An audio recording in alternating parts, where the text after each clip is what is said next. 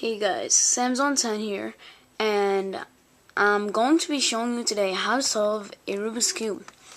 Today I'm going to be using a Diane Zanchi. I have a review out on this cube.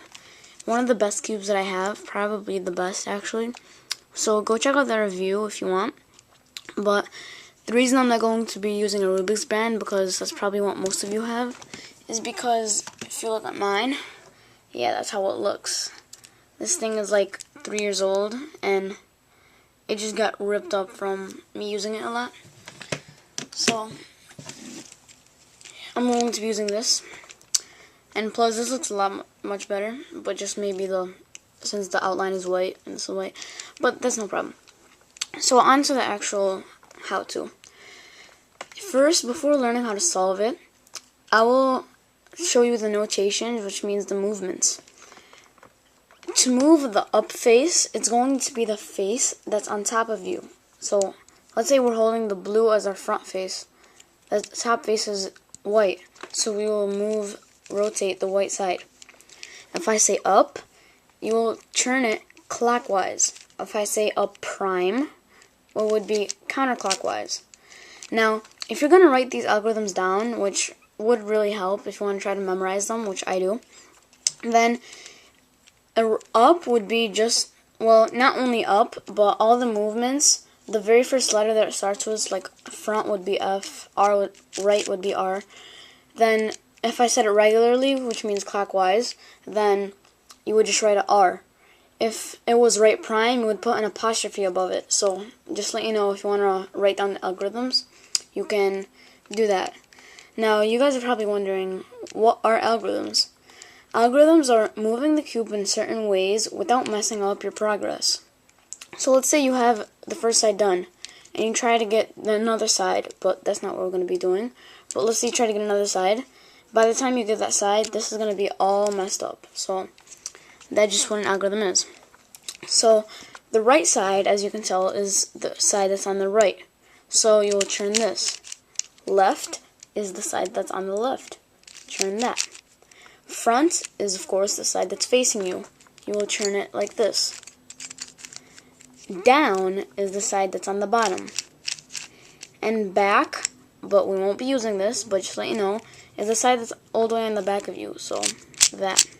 So it would be front, but on the opposite side. So let's get started by, of course, mixing up the cube. So just, if your cube isn't already mixed up, just go ahead and do that. Alright, so the first goal that we're going to try to get is the cross, which is going to be, I like to start with white, so we'll do a white cross. What you're trying to do is getting all these edge pieces. An edge piece has only two colors on it, like this one, it has blue and white. So you're going to try to get a white edge piece and move it in the right spot. And you're also going to make it match up with the centerpiece. This centerpiece never moves. It always determines what color this face is going to be. So this face is going to be orange no matter what, unless you change it up, but that won't solve it correctly. A corner piece has 3, and of course it is on the corner. Oh, alright, so let's start. There's 2 different edge pieces when you're going to do a cross. There is a good edge and a bad edge. A good edge means if you put it up here, the white is facing you, not on the top, where it's supposed to be. If you want to fix that, here's what you do. You hold the side that you're going to be solving first, which is going to be, in my case, white. So you hold it down, and look at this piece. This is a bad edge. It has green on the top. We would want white on there.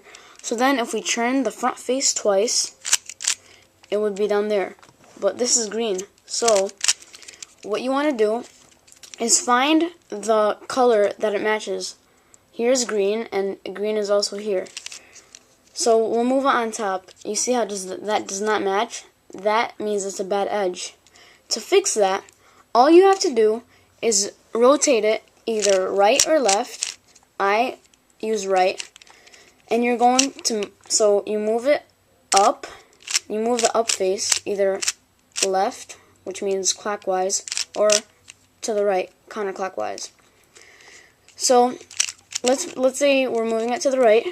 All you would do is bring it down so that you can see this pair is matched, and then you would do a front, so then that matches. And then if you had an edge piece already in there, you would have to bring this back up. And here, let me show you why. No, that won't work. Make it really fast. Alright, like this. Let's say we're going to move this one to the left. We bring it down, pair up the edge with the centerpiece so it matches the same color, and do front to bring it down. It's there, but we just messed up this. It's not the right color anymore. It's all the way back here. So what you have to do is bring this back up, and then it'll come back. If this is getting frustrating, which probably is, you should just take the time to pause the video and just go step by step of how to do it.